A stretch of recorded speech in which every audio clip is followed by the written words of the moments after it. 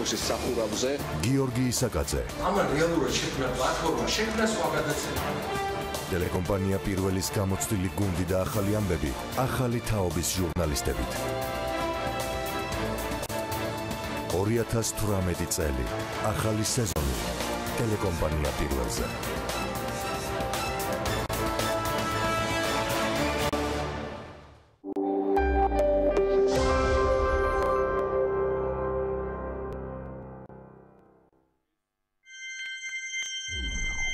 BMG წარმოგიდგენთ.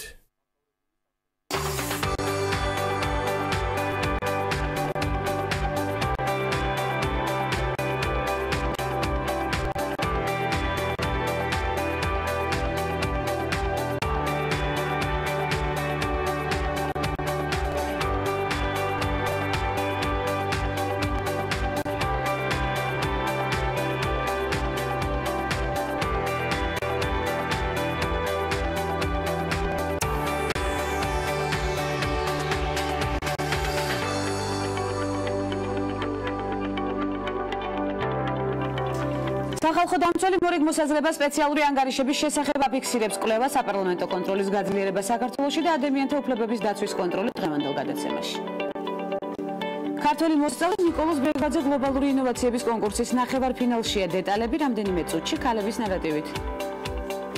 საუდის არაბეთის გენერალურმა პროკურატურამ გამომძიებლის თანამდებობის დასაკავებლად ქალებისთვის კონკურსი გამოაცხადა.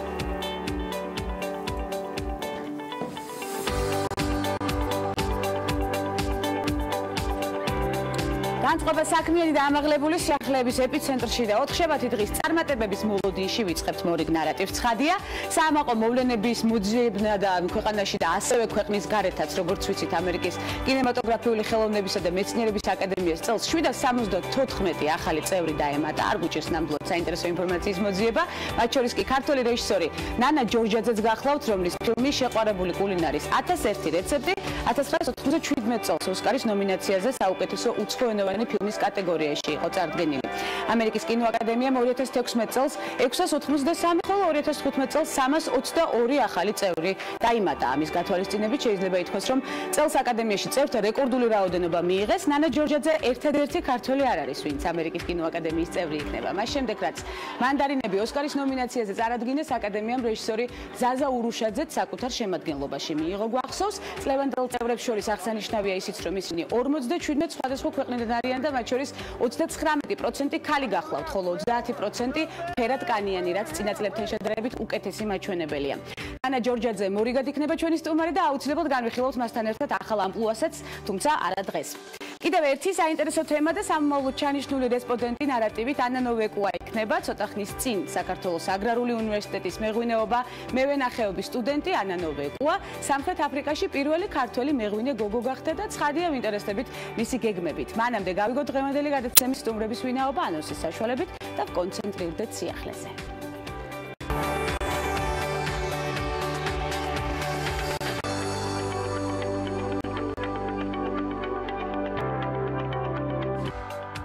უფასო მოგზაურობის შესაძლებლობა და გამოწვევები, ფულადი ანაზღაურება პირადი განტვირთვის ფონზე. უცხოურ მედიაში გავრცელებულ ინფორმაციაზე 4 შაბათის ნარატივით. სტუმრების ბლოგში აქტუალური თემებით. თამარ ალავიძე, ანაკლიის ღრმაწყლოვანი ნავსადგურის განვითარების სააგენტოს დირექტორის მოვალეობის შემსრულებელი და თაკო როდონაია, კომპანია ჯეოსერის საზოგადოებასთან ურთიერთობის ხელმძღვანელი სტუმრად ქალების ნარატივში.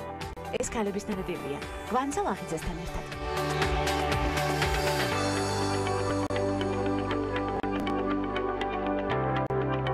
ჩამონათვალი საინტერესო თემებით, მანამდე გადავხედოთ საქართველოში განვითარებულ მოვლენებს. სახალხო დამცველის ნინო ლომჯარიას მოსაზრებით, პარლამენტის მხრიდან უნდა გაძლიერდეს მუშაობა სპეციალური ანგარიშების განხილვის მიმართულებით და მხოლოდ წლიური ანგარიშების განხილვა არ უნდა მოხდეს პარლამენტის მხრიდან. ნინო ლომჯარია გამოეხმაურა კვლევას საპარლამენტო კონტროლის გაძლიერება საქართველოში და აღნიშნა, რომ ძლიერ საპარლამენტო კონტროლს ისტორიული გამოცდილება და საკანონმდებლო ბაზა სჭირდება. მისი თქმით, ბოლო წლების განმავლობაში ნამდვილად იყო წინ გადადგმული ნაბიჯები იმისთვის, რომ შექმნილიყო უფრო ძლიერი საპარლამენტო კონტროლი ადამიანის უფლებების დაცვის თვალსაზრისით.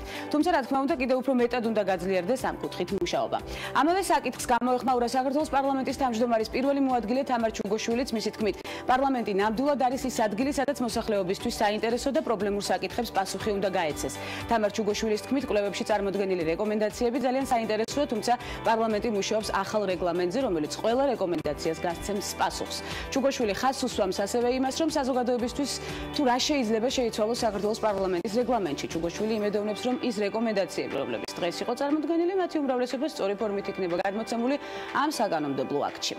ქართველი მოსწავლე, როგორც გადაცემის საწყისში აღნიშნეთ, ნიკოლოზ ბრეგვაძე გლობალური ინოვაციების კონკურსის ნახევარფინალშია. ნიკი ბრეგვაძე სკოლის მოსწავლეებისთვის ელექტრონული განათლების სერვისის იდეით ამერიკის შეერთებული შტატების სახელმწიფო დეპარტამენტის გლობალური ინოვაციების კონკურსში მოხვდა და გამარჯვებისთვის თქვენი ხმა სჭირდება, ცხადია, წერს საელჩომ. კონკურსში 80-ზე მეტი ქვეყანა მონაწილეობს და 10 ფინალისტი ხმათა უმრავლესობით გამოვლინდება, ცხადია, უსურვებთ ნიკოლოს წარმატებას და განვიხილავთ ნარატივით მის მორიგ შედეგებს. გუჩის ჩანახატებზე ქართული სიტყვები გამოჩნდა 2018 წლის საშემოდგომო კოლექციის პრომო კამპანია საინტერესო მიზნებს ემსახურება. ბრენდმა რამდენიმე საათის წინ შავ-თეთრი ვიდეოების განთავსება დაიწყო, რომელშიც გუჩის მოდელები, მათ შორის ქართველი მარიშა ურუშაძე, საკლასო ოთახში სხედან და ერთმანეთს უსმენენ. მოდელები მე-19 საუკუნის ფრანგი პოეტის შემოქმედებას განიხილავენ, კერძოდ კი მის ლექსებს ციტირებენ პოემიდან მარადისობა, თავისუფლება, თანასწორობა, სექსუალობა. ეს არის კამპანიის მთავარი სლოგანი. რგოლების განმავლობაში მოდელები ლეგენდარული პოეტის ტრიქონების გვერდით ფურცელზე ჩანახატებს აკეთებენ. გავრცელდა მარიშა ურუშაძის ჩანახატებით, სადაც მოდელმა ორი ქართული სიტყვა სიყვარული და თავისუფლება დაწერა. მარიშა ურუშაძე მილანის მოდის კვირაულზე გუჩის ექსკლუზიური მოდელი გახდა, უნდა აღნიშნოთ, მას შემდეგ მარიშამ კოლექციის სარეკლამო ფოტოსესიაშიც მიიღო მონაწილეობა. წარმატებებს უსურვებთ მარიშას, ის გახდება ქალების ნარატივის სტუმარით. ცოტა ხანში მორიგი სასარგებლო და საინტერესო პროექტის განხილვით რამდენიმე წამში სტუმრების ბლოგში ვკონცენტრირდებით. დაგველოდეთ.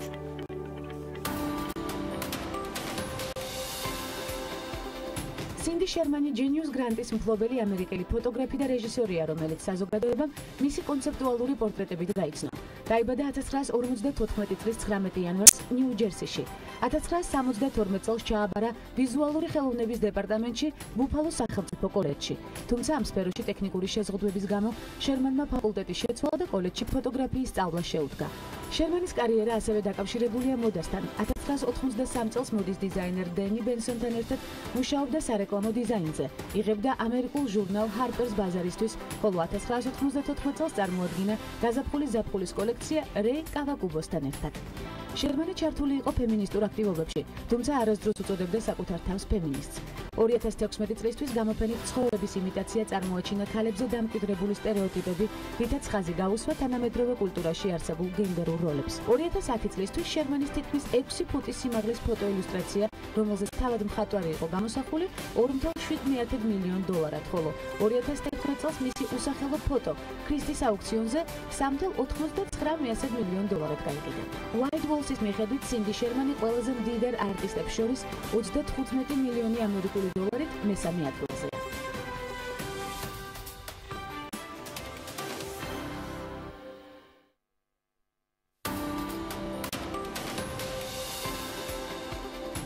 სამოცდაათი წლის მარგარეტ ჩანი მსოფლიო ჯანდაცვის ორგანიზაციის გენერალური დირექტორის პოზიციაზეა. გლობალური ჯანდაცვის ორგანიზაციაზე პასუხისმგებელი ქალბატონი ჩინეთშია დაბადებული, დაოჯახებულია და ყავს ერთი შვილი. მარგარეტ ჩანი ებრძვის ისეთ დაავადებებს, როგორიცაა შიცი, ტუბერკულოზი, მალარია და სხვა. მარგარეტი აღნიშნულ პოზიციაზე მეორე ვადით აირჩიეს. მსოფლიოს ჯანდაცვის ორგანიზაციის ხელმძღვანელი მსოფლიოში ყველაზე ძლიერ ეპიდემიას ებოლას გადააწყდა, რომელმაც უკვე რამდენიმე ათასი ადამიანის სიცოცხლე შეიწირა. 2014 წლის სექტემბერში მან შექმნილ სიტუაციას საზოგადოებრივი ჰუმანიტარული ეკონომიკური კრიზისი უწოდა და იგი ნაციონალური უსაფრთხოების საფრთხედ მიიჩნია. ეს სიტყვები ჟენევაში გამართულ კონფერენციაზე განაცხადა. ჩანი ახლა საკუთარი მეორე ვადის პერიოდში იმყოფება და შესაძლოა სწორედ ებოლა გახდეს გადამწყვეტი მომენტი მის კარიერაში. ჩანი აღიარებს, რომ ჯანდაცვის მსოფლიო ორგანიზაციამ მალევე ვერ შეძლო ეპიდემიის მასშტაბების, სირთულის და ყველა რისკის შეფასება.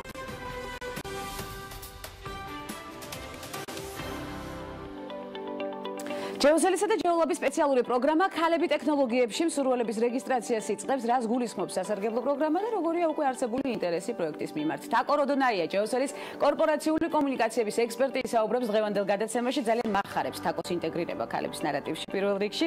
უღრმესი მადლობა მობრძანებისთვის და დროის გამონახვისთვის. უამრავი თქვენი პროექტი მახსოვს ძალიან ბევრი წლის განმავლობაში, ამას ოდნავ მოგვიანებით შევეხებით, სანამ ასევე ესპანური ენის სიყვარულზე და თქვენს პირველ პროფესიულ არჩევანზე ვისაუბრებთ. საინტერესოა პროექტზე გავამახვილოთ ყურადღება სიახლე ჯეოსელში, როგორც უკვე აღნიშნე, ძალიან საინტერესო თანამშრომლობით და შედეგებზე ორიენტირებით. რას გულისხმობს, რატომ არის აუცილებელი ქალების ტექნოლოგიური მიმართულებით ჩართულობა და პროექტის მთავარი მიზანი თაკო? მოგესალმებით. კიდევ ერთხელ მინდა დიდი მადლობა გადაგიხადოთ. იმიტომ რომ ასეთ ინიციატივებში მედიის და საზოგადოების ჩართულობა და გულშემატკივრობა არის ძალიან მნიშვნელოვანი. იმიტომ რომ ამის გარეშე დიდი მადლობა თქვენ ასეთი ინიციატივებისთვის პირველ რიგში თაკო, ნამდვილად საჭირო საქმეა.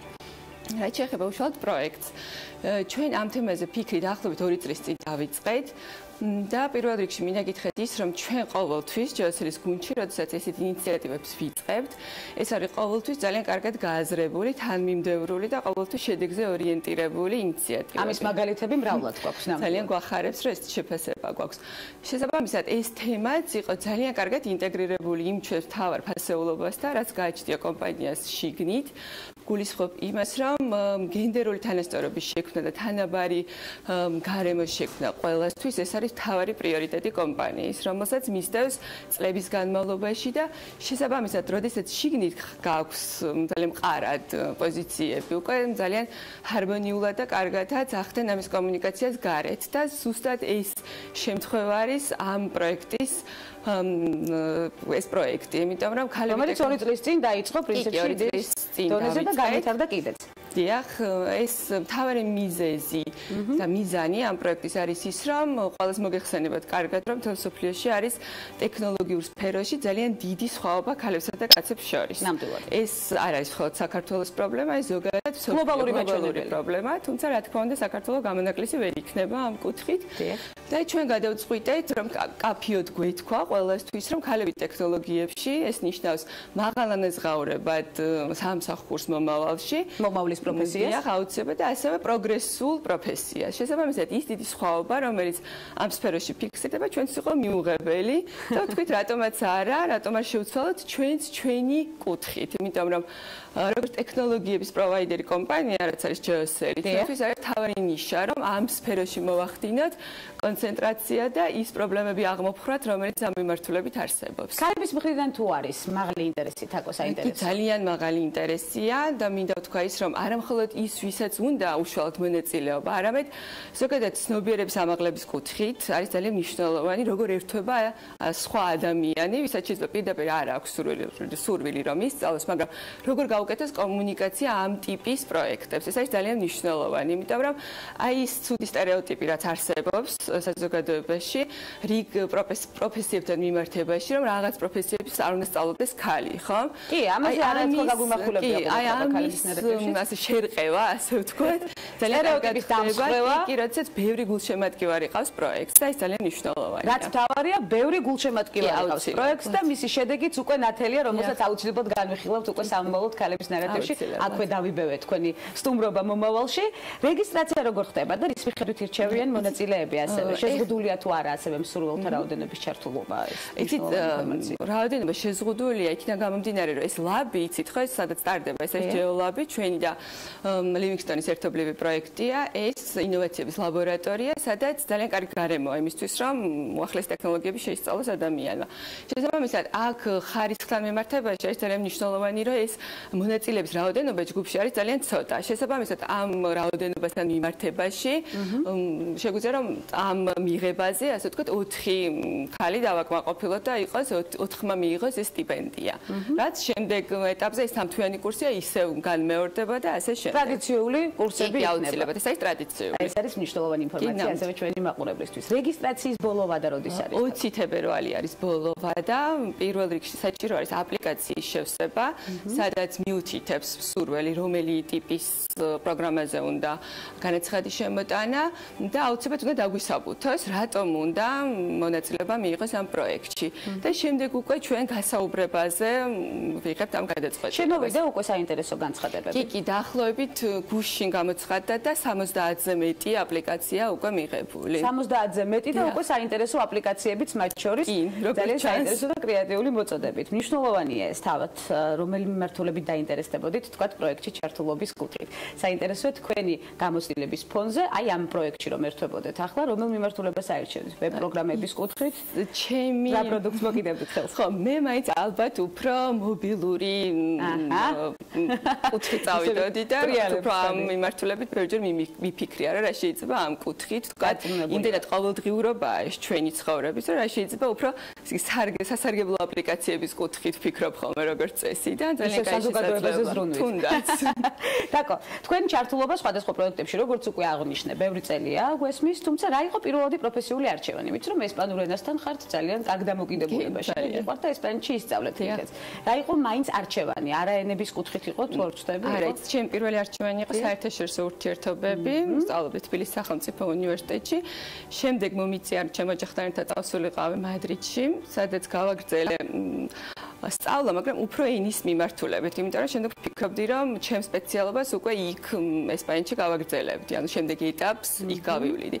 თუმცა სულ ვამბობ ხოლმე ამას, რომ გარდამტეხი იყო ზუსტად ესპანეთში ცხოვრება, როდესაც ეს ადამიანებთან ურთიერთობა, ასე ვთქვათ, საზოგადოებასთან ურთიერთობა, რასაც ჩვენ პროფესიას ეძახიან, თუმცა ახლა ცოტა არეალი შეიცვალა და უფრო გაფართოვდა.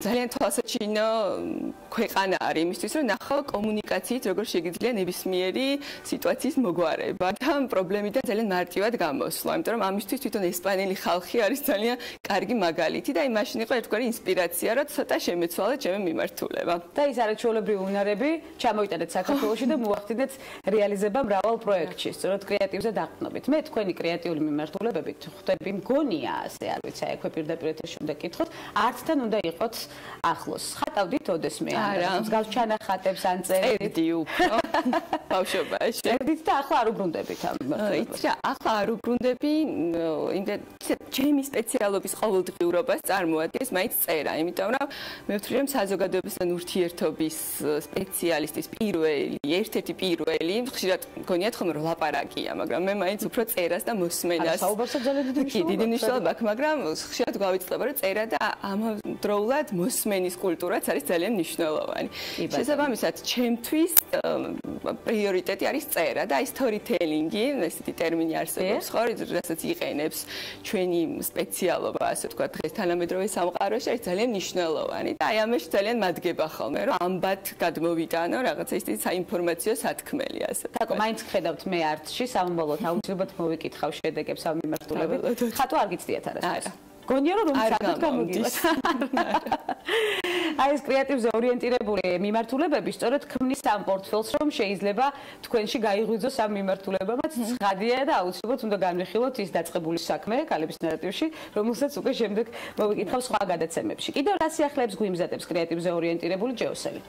ისეთ ლაპთან მიმართებაში თუნდაც ჩვენ გვაქვს ძალიან კარგი ინიციატივა, ასევე ეს არის 50+-ით, ესე ვეძახით.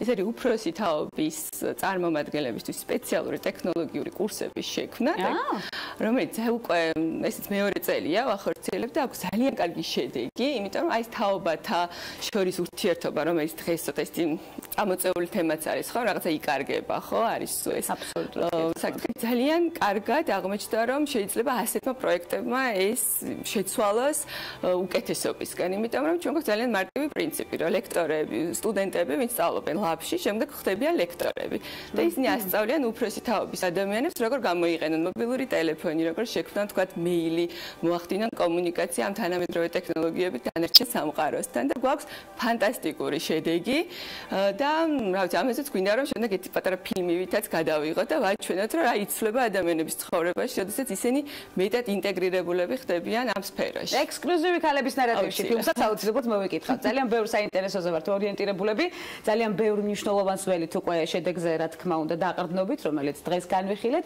უღრმესი მადლობა მადლობა მობრძანებისთვის და კიდევ ერთხელ უნდა დაგპატიჟოთ გადაცემაში ქალების ნარატივი ასევე პირდაპირ ეთერში. თაკო როდონაია ჯეოსელის კორპორაციული კომუნიკაციების ექსპერტი, ძალიან დადებითი აურით, რომელიც გაიჟღინთა პრინციპში ჩვენი სტუდია და ცხადია რომ თქვენც ამას გრძნობთ მაყურებლის მხრიდან, ეს აუცილებელია და სწორედ ეს იქნება მაინსპირირებელი უკვე 4 შაბათი დღის წარმატებისა. ახლა უკვე კონცენტრირდებით უცხოეთში განვითარებულ მოვლენებზე, მცირე სარეკლამო ბლოკის შემდეგ და მორიგ საინტერესო სტუმარსველით გადაცემის სტუმრების ბლოკში დაბოლოებით.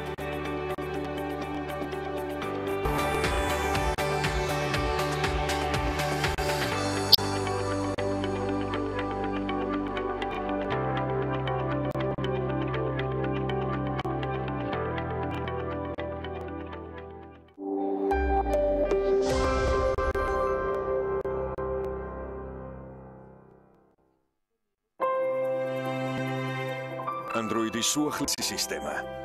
13 მეგაპიქსელიანი კამერა, თითის სენსორული ანაბეჭდი. შეიძინე Nokia 5 ონლაინ მაღაზიაში გოლეთიანი წერტილი G. მხოლოდ 555 ლარად. Golf კლუბის წევრებისთვის გრანდიოზული 10 თეთრი ფიქსირებული ფასდაკლება დაიწყო.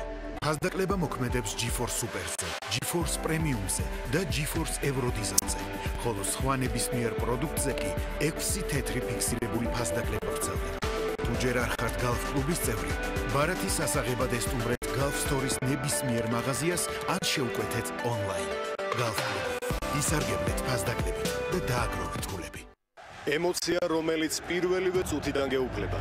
ადგილი, რომელიც განსაკუთრებით ხიბლავს. ბათუმში, ქალაქის პრესტიჟულ უბანში, გმირთა ხეივანში, მოცეკვავე შადრევნებთან, გამორჩეული არქიტექტურით, მრავალფუნქციური კომპლექსი, ახალი ტალღა შენდება.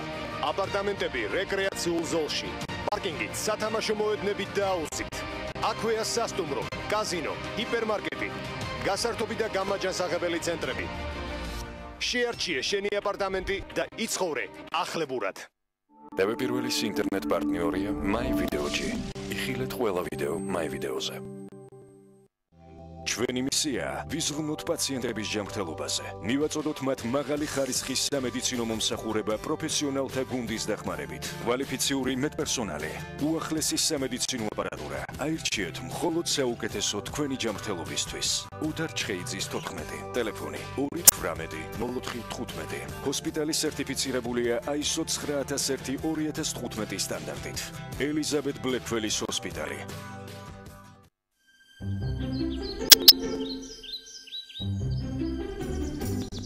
აბა ბავშვებო, რომელიც ზღაპარი გინდათ რომ მოგიყვეთ, ნაცარ ქეკია გინდათ თუ კომბლე? თბილი ზღაპარი გინდა. წითელ ხუდა? ყველაზე თბილი ზღაპარი გინდა.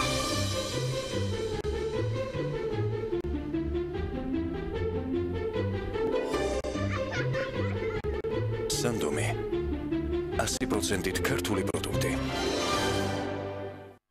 გრანდიოზული აქცია Digital TV-სგან. მაღალ რეიტინგული არხებით ფეში სულ რაღაც 8 ლარიდან. ჩაერთე Digital TV-ში უფასოდ და უყურე მსოფლიოში საუკეთესო ტელეარხებს მაღალი ხარისხით. დაგვიკავშირდით ნომერზე 032 205 12 12. ინსტალაცია უფასოა. აქცია ბრიკორამაში ხელსაბანი 38 ლარი. კედლის კერამიკული ფილა 11 და 90. ბრიკორამა გარანტირებულად დაბალი ფასები. დეველოპერული სამშენებლო კომპანია Green Construction წარმოგიდგენთ Mandarin Garden ბათუმი ზღვიდან 800 მეტრში ეკოლოგიურად სუფთა კომფორტული ხარისხიანი საზაფხულო ვერანდით დახურული ავტოსადგომით საკუთარი 120 კვადრატული ეზოთი და რაც მთავარია მყუდრო გარემო მოქმედებს უპროცენტოში და 24 თვიანი განმადება დამატებითი ინფორმაციისთვის დაგვიკავშირდით 558-99-08 მისამართი ბათუმი გამსახურდიას 28-30. ზოგიერთი ადმინისტრაციული სამართალდარღვევისათვის შესაძლებელია თქვენ დაგაპატიმრონ 15 დღით. პატიმრობა შესაძლებელია ისე შეგიფარდონ, რომ ვერ ისარგებლოთ მნიშვნელოვანი უფლებებით. არ მოგეცეთ საკმარისი დრო თქვენი უფლებების დასაცავად და მტკიცებულებების წარსადგენად. მხოლოდ პოლიციელთა ჩვენებები გამოიყენონ თქვენს წინააღმდეგ. ვერ ისარგებლოთ დაცვის უფლები. მოსამართლემ შესაძლოა ისე მიგიჩნიოთ სამართალდამორღვევად, რომ არის ხელმძღვანელოს გონივრულ ეჭვს მიღმა სტანდარტი. შევცვალოთ კოდექსი, რომელიც ჩვენს უფლებებს არღვევს. აქცია ნოვაში, ფერადი პროფნასტილი, კვადრატული მეტრი 9 ლარი და 50 თეთრიდან. თუნუქის პროფნასტილი 8 ლარიდან. ნოვა, იყიდე პირველისგან.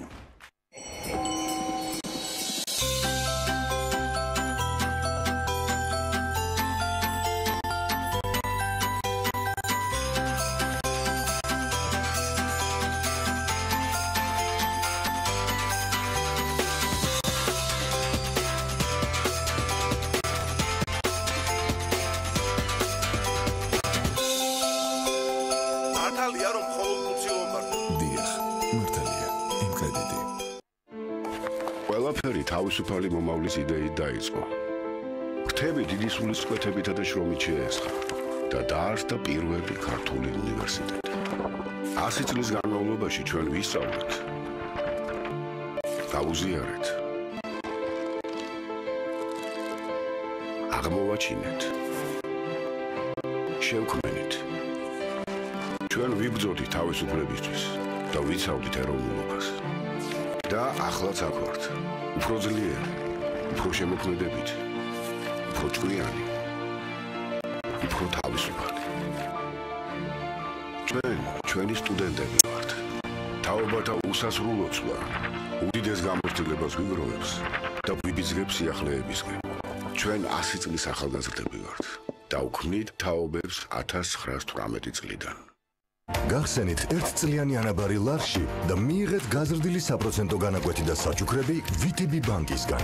რაც უფრო დიდია თანხა დეპოზიტზე, მით მეტი საჩუქარი გელით. სასაუბრო დრო მობილურზე 1 წლის განმავლობაში. პირადი ბანკირის მომსახურება და რაც მთავარია, ბილეთები UEFA-ს ჩემპიონთა ლიგაზე ან მსოფლიო ჩემპიონატზე ფეხბურთში. VTB ბანკის ვადიანი ანაბარი ლარში. სანდო და ხელსაყრელი არჩევანი. დღეს მე მაიას ვეწვევი. შეხედეთ, როგორ გულმოდგინედ ამზადებს ოჯახურ სადილს. სადილი დასრულდა და ჭურჭლის რეცხვა იწყება. სულ ცოტა ფეირი აშორებს ცხიმს. დიდხანს ყოფნის და რეცხავს მეც და უფრო მეც დამეც. ფეირი ისეთი ეკონომიურია, თითქოს არა და არ მთავრდება.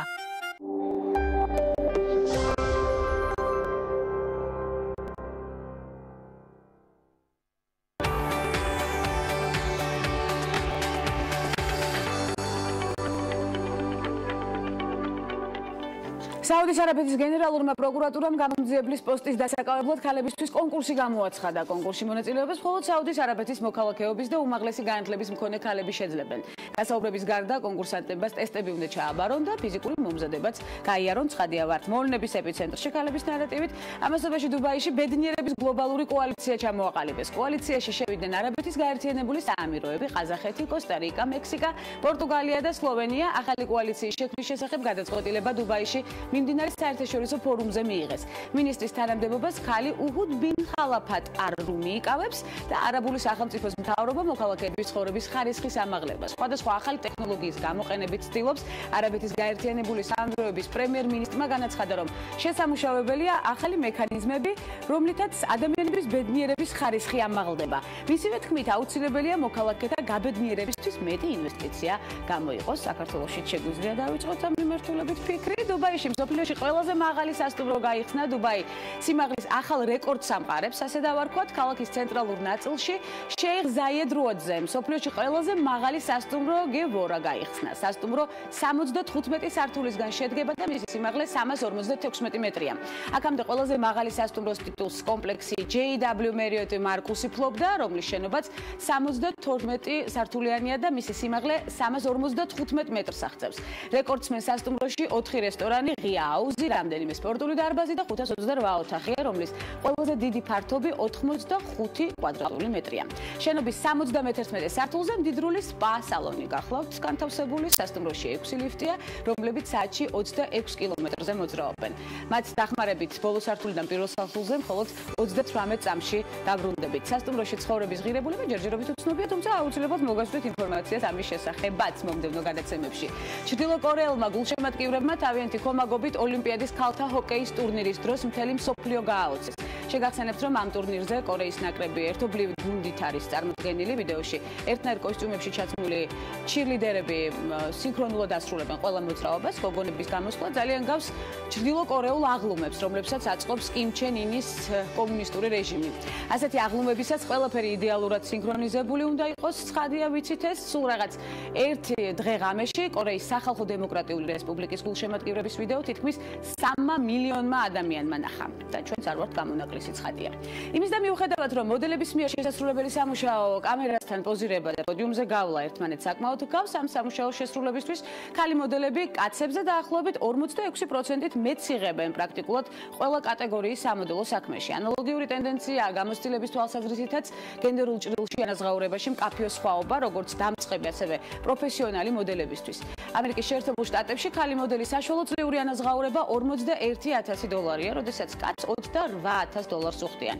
ყველაზე მაღალ ანაზღაურებადი მოდელების რეიტინგში პირველ, მეორე და მესამე ადგილებს ინაწილებენ ქალებში ჟიზელ ბუნთხენი $47 მილიონი, დოუცენ კრუსი $8 მილიონი და ადრიანა ლიმა $8 მილიონი, ხოლო კაცებში შონო პრეი $1.5 მილიონი, დევიდ გენდი $1.4 მილიონი, ხოლო საიმონ ესმანი $1.1 მილიონი. ანაზღაურებებს შორის ასეთ მკვეთრი სხვაობა მრავალი მიზეზით აიხსნება. ერთ-ერთი მთავარი მიზეზი კი ის არის, რომ ქალის ტანსაცმლისა და აქსესუარების ბაზრის სიდიდე ნამდვილად მაღალია.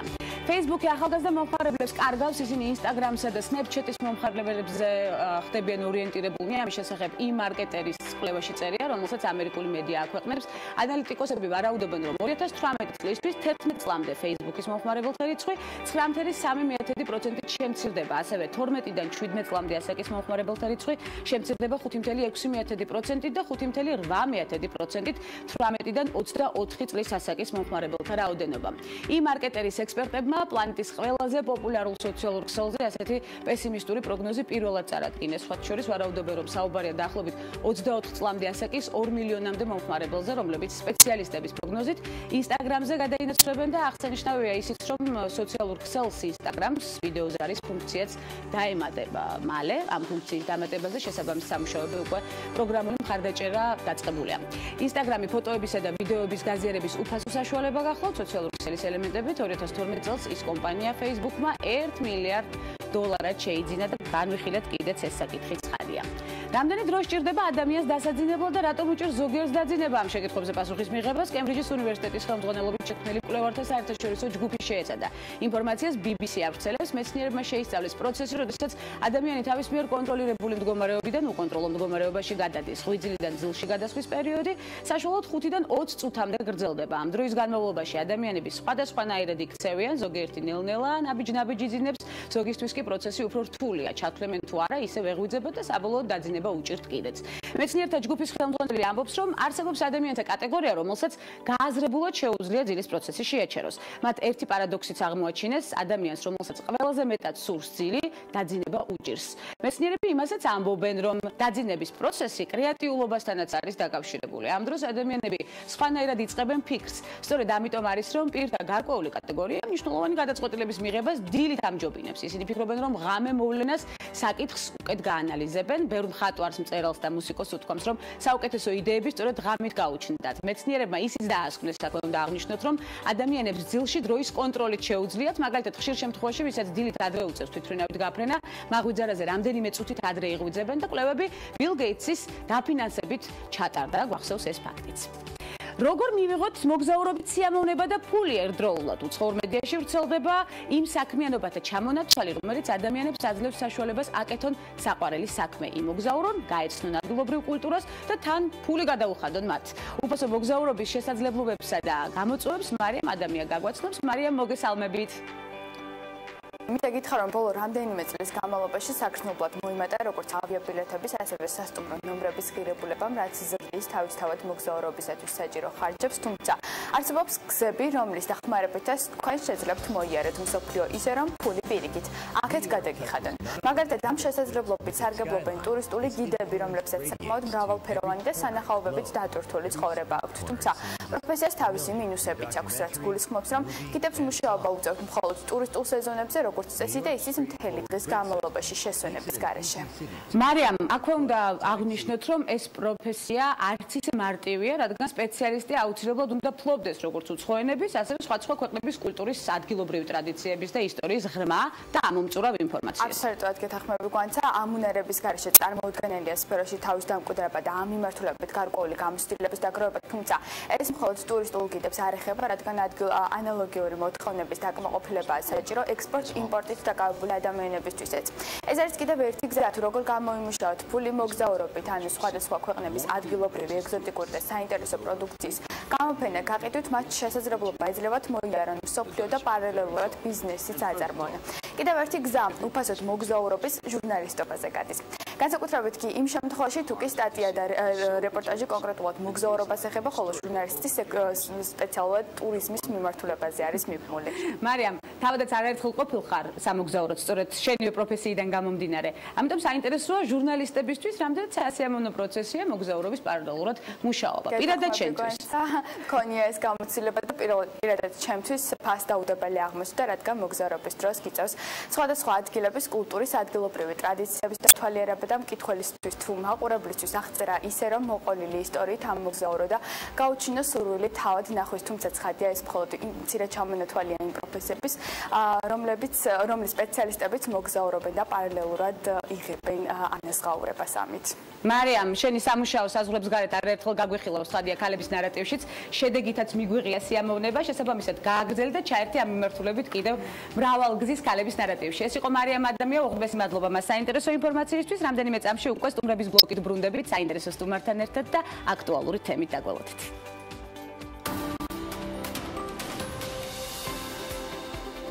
სინდი შერმანი ჯენიუს გრანტის მფლობელი ამერიკელი ფოტოგრაფი და რეჟისორია, რომელიც საზოგადოებამ მისი კონცეპტუალური პორტრეტებით გაიცნო. დაიბადა 1954 წლის 19 იანვარს ნიუ-ჯერსიში. 1972 წელს ჩააბარა ვიზუალური ხელოვნების დეპარტამენტში ბუფალოს სახელმწიფო კოლეჯში. თუმცა ამ სფეროში ტექნიკური შეზღუდვების გამო შერმანმა ფაკულტეტის შეცვალა და კოლეჯში ფოტოგრაფიის სწავლა შეუდგა. შერმანის კარიერა ასევე დაკავშირებულია მოდასთან. 1983 წელს მოდის დიზაინერ დენი ბენსონთან ერთად მუშაობდა სარეკლამო დიზაინზე. იღებდა ამერიკულ ჟურნალ Harper's Bazaar-ისთვის, ხოლო 1994 წელს წარმოადგინა გაზაფხულის ზაფხულის კოლექცია რეი კავაკუბოსთან ერთად. შერმანი ჩართული იყო ფემინისტურ აქტივობებში, თუმცა არასდროს უწოდებდა საკუთარ თავს ფემინისტს. 2016 წლისთვის გამოფენით ცხოვრების იმიტაცია წარმოაჩინა ქალებზე დამკვიდრებული სტერეოტიპები, რითაც ხაზი გაუსვა თანამედროვე კულტურაში არსებულ გენდერულ როლებს. 2010 წლისთვის შერმანის თითქმის 6 ფუტის სიმაღლის ფოტოილუსტრაცია, რომელზეც თავად მხატვარი იყო გამოსახული, $2.7 მილიონ, ხოლო 2011 წელს მისი usახელო ფოტო ქრისტის აუქციონზე $3.89 მილიონ გაიყიდა. White Walls-ის მიხედვით სინდი შერმანი ყველაზე მდიდარ არტისტებს შორის 35 მილიონი ამერიკული დოლარით მესამე ადგილზეა.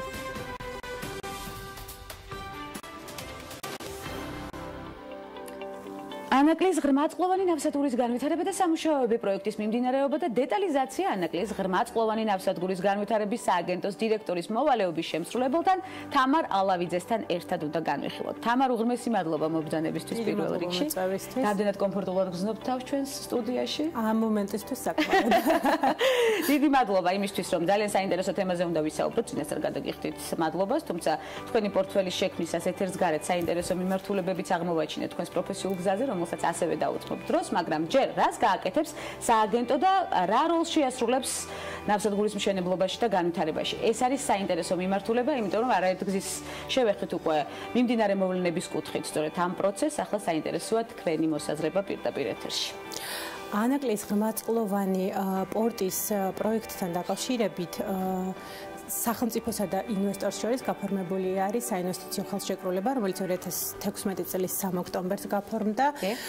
ხვდებით ალბათ, რომ საკმაოდ კომპლექსური, მოცულობითი და რთული დოკუმენტი არის, რომელშიც დეტალურად არის გაწერილი მხარეები, სახელმწიფოსა და ინვესტორის უფლებები, ვალდებულებები, მთელი რიგი დოკუმენტაციის შეთანხმების, წარდგენის, მოწონების პროცედურები. აი ამ ყველაფრისთვის საიმისოდ, რომ ხელშეკრულების მხარეებისთვის უფრო ესე ვთქვათ, ხელსაყრელი, უფრო გამარტივებული იყოს პროექტის ფარგლებში ფუნქციონირება, მათი ვთქვათ, ვალდებულებების შესრულება და უფლებების განხორციელება. სწორედ ამ მიზნებისთვის შეიქმნა ეს სააგენტო და მის მთავარ ფუნქციას წარმოადგენს რეალურად ორივე მხარესთვის, ანუ სახელმწიფოსთვისაც ერთი მხრივ მაკოორდინირებელი, ესე ვთქვათ, მონიტორინგის განმახორციელებელი უწყების ფუნქცია ფუნქციის განხორციელება, რომელიც კოორდინაციას გაუწევს სახელმწიფოს მხრიდან პორტის მშენებლობის პროცესს, ინვესტორის მიერ მისი ვალდებულებების შესრულებას. სწორედ ამიტომ შეიქმნა დიახ სტრუქტურა. თუმცა რაც შეეხება ძირითად მიზანს, ანუ თავდაპირველ მიზანს, რისთვისაც სააგენტო შეიქმნა, აქ ალბათ უნდა აღვნიშნოთ ის, რომ თვითონ პროექტის ფართო მასშტაბიდან გამომდინარე, საქმიანობა, რომელიც ამ პროექტის ფარგლებში ხორციელდება, არაერთი სახელმწიფო ორგანოს კომპეტენციას მიეკუთვნება და ესე ვთქვათ, რო წარმოვიდგინოთ, შეიძლება გაფანტული იყოს ბევრ ვთქვათ უწყებაში ამა თუ იმ საკითხების განხილვის ვალდებულება. ამდენად სახელმწიფო მიიღო გადაწყვეტილება, ესე ვთქვათ, ერთი ფანჯრის თუ ერთი სივრცის პრინციპით, რომ ერთ უწყებაში ყოფილიყო თავმოყრილი ეს ყველაფერი, რომელიც კოორდინაციას გაუწევდა ამ პროცესს და შესაბამისად მონიტორინგს განახორციელებდა, ვთქვათ, ინვესტორის მხრიდან ვალდებულებების შესასრულებას, რაც ორივე მხარესთვის გაცილებით ინვესტორისთვისაც გაცილებით ამარტივებს საქმიანობას, ვინაიდან მას იცის, რომ ყავს სააგენტო სახელმწიფოს მხრიდან, რომელიც ამა თუ იმ ვთქვათ, სახელმწიფო უწყებებთან მიმართებაში, ესე ვთქვათ, შუამავალი რგოლის მედიატორის როლს შეასრულებს და დაეხმარება რიგი საკითხების, ვთქვათ, ეფექტიან და დროულად განხილვაში. და ნუ სახელმწიფოს მხრიდანაც რასაკვირველია, სახელმწიფოს იცის, ვთქვათ, კონკრეტულად რომელი უწყებიდან მიიღოს ინფორმაცია პროექტის მიმდინარეობასთან. თქვენ თავად როგორი მოლოდინები გაქვთ პროექტთან დაკავშირებით? ნუ თვითონ პროექტის სტრატეგიული მნიშვნელობიდან გამომდინარე და იქიდან გამომდინარე, რომ მას არსებითად დიდი მნიშვნელობა აქვს, რომ და შესაძლებლობა აქვს, რომ საქართველოს გაუზარდოს მას სატრანზიტო ქვეყნის როლი და ფუნქცია რეგიონში და მნიშვნელოვანი წილი შეიტანოს შესაბამისად ქვეყნის ეკონომიკის განვითარებაში. ამდენად მოლოდინი არის ის, რომ პროექტი შეძლებს ამ მიზნის მიღწევას. რეალურად ანაკლიის ღრმაწყლოვანი პორტის პროექტით საქართველოს ეძლევა შესაძლებლობა, რომ ის ისტორიული როლი, რომელიც მას ძველი აბრეშუმის გზის და ეხლა უკვე ახალი აბრეშუმის გზის დერეფანში შეუძლია შეასრულოს, ეს მისი ადგილი კიდევ უფრო ვთქვათ სტაბილური, მყარი და მდგრადი იყოს და მნიშვნელოვანი ვთქვათ მოთამაშედ და მონაწილედ წარმოდგეს აი ამ დერეფანში. და мотиваციაც საკმაოდ მაღალია სწორედ ამ მიმართულებით. ეს არის მთავარი. ქალაქ ანაკლიას მომავალს როგორ ხედავთ? მომავალზე საუბრობს და ქალაქ ანაკლიას რაც შეეხება, სამწუხაროდ ქალაქი ანაკლია ჩვენი სააგენტოს კომპეტენციას ამ მომენტში არ მიეკუთვნება და ჯერჯერობით კიდევ პროექტის დონეზეა. ამდენად მე მოკლებული ვარ ამ შესაძლებლობას ანაკლიასთან დაკავშირებით, ისე ვთქვათ, კომპეტენტური პასუხი გაგცეთ, თუმცა როგორც რიგითმა მოქალაქემ შემიძლია გითხრათ, რომ პროექტის მიხედვით რაც გაჟღერებული არის, ეს იქნება მწვანე, ეკოლოგიურად სუფთა ქალაქი, სადაც შეღავათიანი საგადასახადო გარემო იქნება, შესაბამისად ინვესტიციებისთვის მიმზიდველი გარემო იქნება. ამდენად ყოველგვარი შანსი აქვს ანაკლიას ითის ქალაქ ანაკლიას, რომ იყოს საინტერესო და მიმზიდველი გარემო არა მხოლოდ ვთქვათ საფინანსო დიდი ფინანსური დაწესებულებებისთვის და ინვესტიციებისთვის, არამედ ვთქვათ თუნდაც ფიზიკური პირებისთვის და მოსახლეობისთვის, რომლებმაც არ ვიცი შეიძლება იფიქრონ სამომავლოდ შავი ზღვის სანაპიროსკენ გადაბარგება. კი ბატონო, მიგრაციაზე არაერთხელ ყოფილა საუბარი, თქვენ თავად თუ იქნებით დაინტერესებული შემდეგ უკვე როდესაც შედეგი დადგება. ნახოთ. რაც პროექტის დონეზე მაქვს ნანახი, საკმაოდ მომხიბვლელად ჩანს ეს ყველაფერი. ვადებთან არის აქ ძალიან ბევრი კითხვა, როდის დაიწყება, როდის განხორციელდება, არაერთ გზის. ძირითადად ანუ მოსამზადებელი სამუშაოები უკვე გასული წლის დეკემბერში დაიწყო და ამ წლის განმავლობაში უკვე ინვესტორი დაიწყებს ძირითადი სამშენებლო სამუშაოების განხორციელებას და 2020 წლის ბოლოსთვის უკვე უნდა დაიწყოს სპორტის ოპერირება. იურისპრუდენცია, თამარ, გადავიდეთ თქვენს არაჩვეულებრივ პროფესიულ არჩევანზე. იმის ფონზე, რომ ძალიან ბევრი ექიმი გყავდათ ოჯახში, სანაცესაო მიმართულებით, 90-იანი წლებიც გავიხსენეთ ეთერს გარეთ და მოდური პროფესიები იმ დროს. სამართალმცოდნეობა პრინციპში იყო მოდური იმ დროს, თუმცა შედეგიანი აღმოჩნდა თქვენთვის და განვითარებაზე ორიენტირებული ცხადია. სამედიცინოც მოდური იურისპრუდენციაც განსაკუთრებით. როგორი იყო თქვენი პროფესიული არჩევანის პირველი ნაბიჯები? იცით რა, ეთერს მიღმაც ვისაუბრეთ, რომ 90-იანების გამოვლილი, ვთქვათ, მოსწავლეებისთვის მე 96 წელს დავამთავრე სკოლა. არჩევანი სამწუხაროდ არც თუ ისეთი დიდი იყო ვთქვათ, სამედიცინო მიმართულება, იყო ეკონომიკური მიმართულება და იყო იურიდიული მიმართულება. ანუ რეალურად იდექი არჩევანის წინაშე რომ უნდა აგერჩია პროფესია, რომელიც აი ამ ყველა მძიმე ფონის გათვალისწინებით შენ რაღაც სტაბილურ შემოსავალს მოგიტანდა და საკუთარ თავს როგორც ვთქვათ, კარგად თუ მაღალანაზღაურებად მუშახელს შეძლებდი რომ გაგეყიდა. ამდენად მე არჩევანი გავაკეთე იურისპრუდენციის და სამართალმცოდნეობის სასარგებლოდ, ჩავაბარე ჯავახიშვილის სახელობის სახელმწიფო უნივერსიტეტში. შემდეგ იყო უკვე უცხოეთი თქვენს საგანმანათლებლო პროცესში. წლის მესამე კურსზე მონაწილეობა მივიღე ამერიკის საბჭოების მიერ დაფინანსებულ გაცვლით პროგრამაში და ამერიკის შეერთებულ შტატებში ჩრდილოეთ დაკოტას სახელმწიფო უნივერსიტეტში ვიყავი იურიდიულ სკოლაში 1 წლით სასწავლებლად. მას შემდეგ რაც აქ დავამთავრე ჯავახიშვილის სასწავლებელი, რაღაც პერიოდი გავაგრძელე მუშაობა და უკვე 2002 წელს შვედეთში წავედი სტოკჰოლმის უნივერსიტეტში მაგისტრატურის კურსის გასავლელად. რამდენად აუცილებელია საერთაშორისო განათლება თამარ თქვენი გადმოსახედიდან, როგორც უკვე გავლილი საერთაშორისო განათლების მიმართულებით? იცით რა, იმ მომენტში, აი 2002-2003 წლებზე მაქვს საუბარი, არ იყო ვთქვათ საქართველოში ისეთი კონკურენტული გარემო, როგორც ვთქვათ ახლა გვხდება და არაერთი ვთქვათ პრესტიჟული და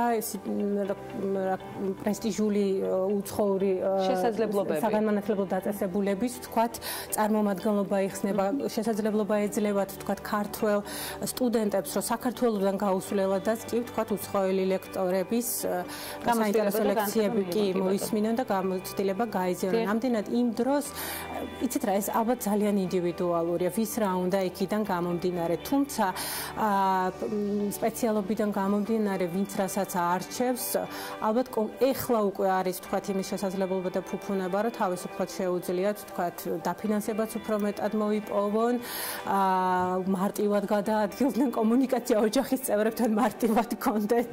თქვენ როგორც სამი შვილის დედა და მძიმე გადატვირთულ სამუშაო გრაფიკში მყოფი ყოველდღიურად ნამდვილად განათლების შემდეგ უკვე რეალიზება საქართველოში, რაც ძალიან მნიშვნელოვანია, როდესაც საერთაშორისო განათლება საზღვრებს გარეთ ვიღებთ და შემდეგ უკვე ჩამოვდივართ და საქართველოში ვახდენთ პროფესიონალურ რეალიზებას. საინტერესოა time management-ი, დროის მართვა. თქვენგან უნდა მივიღოთ 2 წუთიანი მითითება, როგორ ვმართოთ ამდენი რამე ერთ დღეში.